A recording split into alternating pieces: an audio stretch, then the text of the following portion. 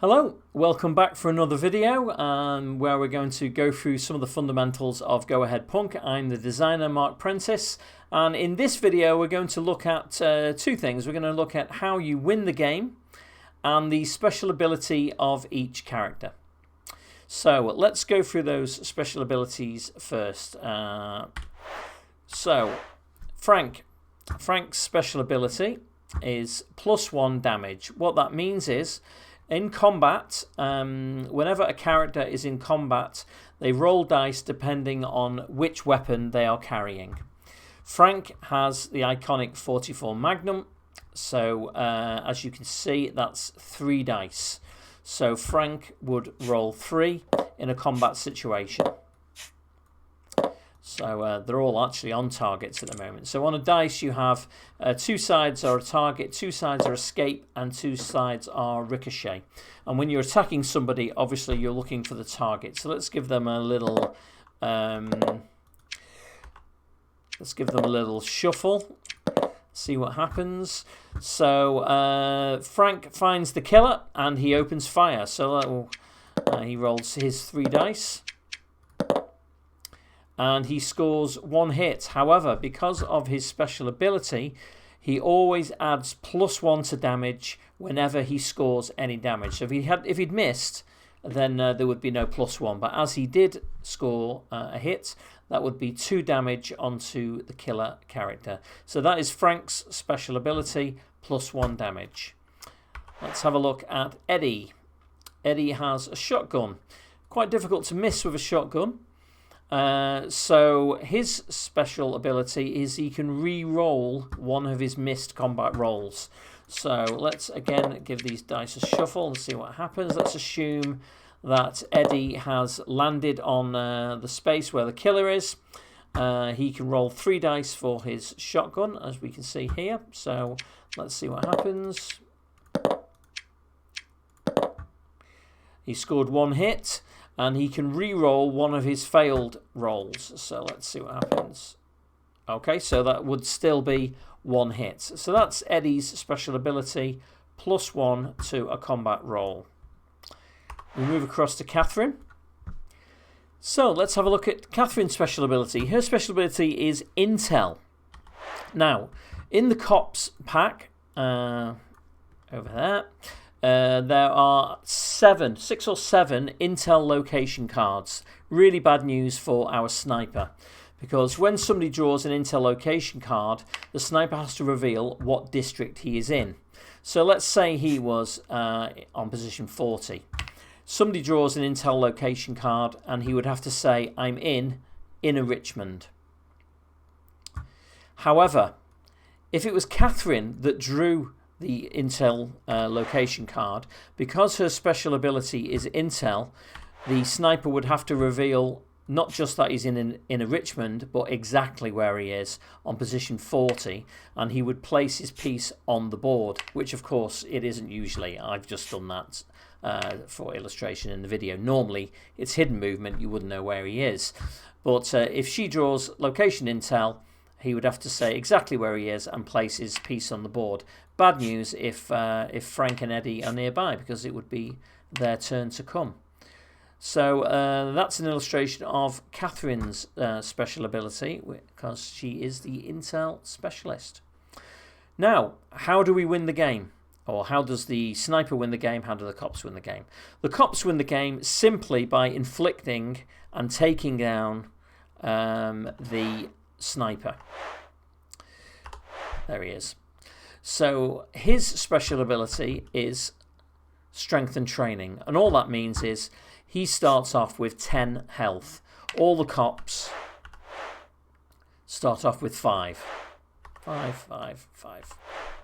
So yes, he starts off with 10, and that is his only special ability, the fact that he just begins with more health.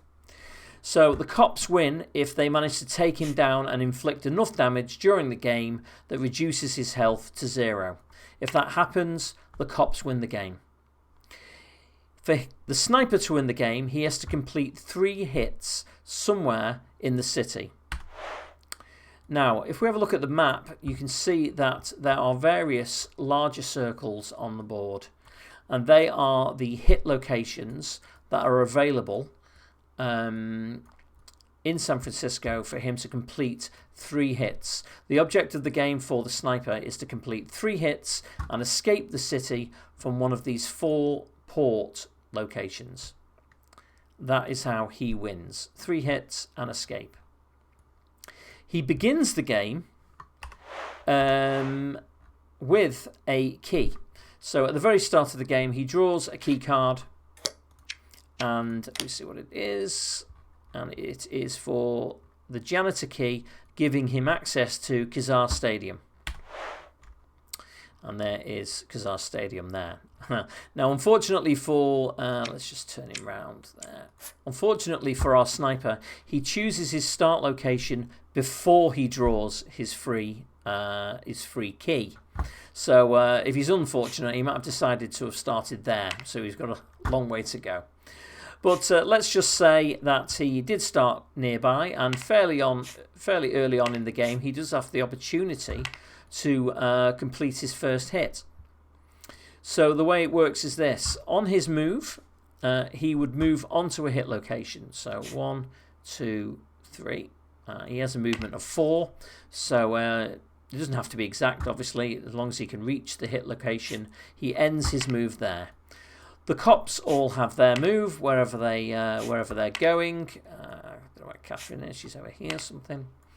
And then what happens is, on Stinger's next go, instead of moving or drawing a card or doing anything else, he spends his entire move by simply declaring a hit. And he takes one of his 3 hit markers and places it on the hit location for everybody to see, and places his own marker on top. So for that round alone, he is now revealed where he is. So the cops would have the opportunity to each have a move to close the distance. If he's maybe he's feeling really brave and he actually didn't mind taking one of them on. But typically you would declare a hit if you were far enough away from the cops where none of them can catch you during their next turn. So he declares his hit. The cops all have their move. I should have said when he declares his hit, he also gets to draw a card. So we'll look at cards more in a later video. And then it's his turn again, because we go around in a clockwise direction. Stinger first, then we move the hunch tracker, then each 3 of the 3 cops move. So it's his turn again, and then of course he would move away up to 4 spaces in secret, and the cops obviously wouldn't know where he's moved to. They can try their various skills of deduction to spot him or try and corner him, but yeah. So in order to win the game, he simply has to do that 3 times. Once he's completed his 3rd and final hit, let's say he did one there, and he did one at Strawberry Hill. Then he has to escape the board. Now, why do the hit locations have different colours? The black locations simply require the relevant janitor key. So if we have a look here, janitor key was for Kezar Stadium. So you need a janitor key for a black location, and the Kezar Stadium is black, and so he's able to complete his hit. Any of the black locations have keys. The red locations also are exactly the same. You need the janitor key for the relevant building in order to complete a hit there. Why are they red? The reason that they're red is just for game balance, really. You are not allowed to do your 3rd and final hit in one of the red locations. And the reason for that being, let's say the cops had completely lost the trail.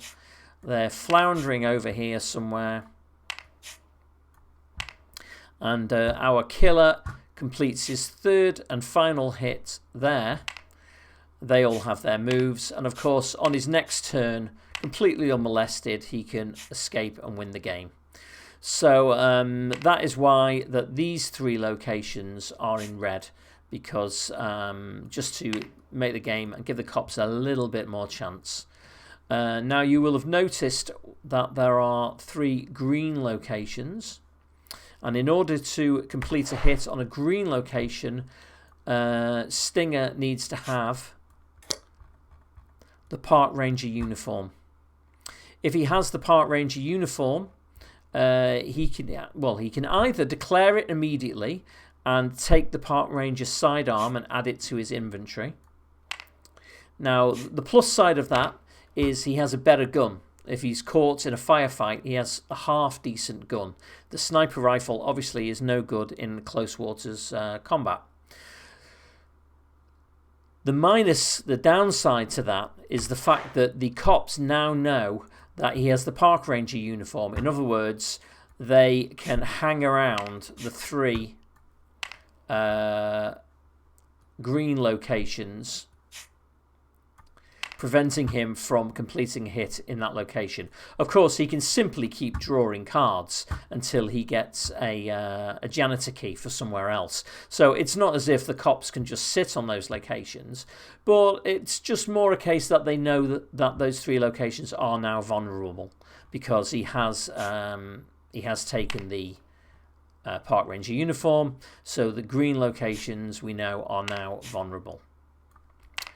As I say, in order to win the game, if you are the sniper, you simply have to complete 3 hits anywhere in the city. They can be green, they can be black, they can be red. It makes no difference as long as you complete 3 and the last one is not red. Then he can simply escape the city to win the game. And that is how Stinger, our dastardly sniper, wins the game. Thanks for watching. Keep tuning in for other videos, and we'll explain different aspects of the game in future videos. But for now, thanks for watching.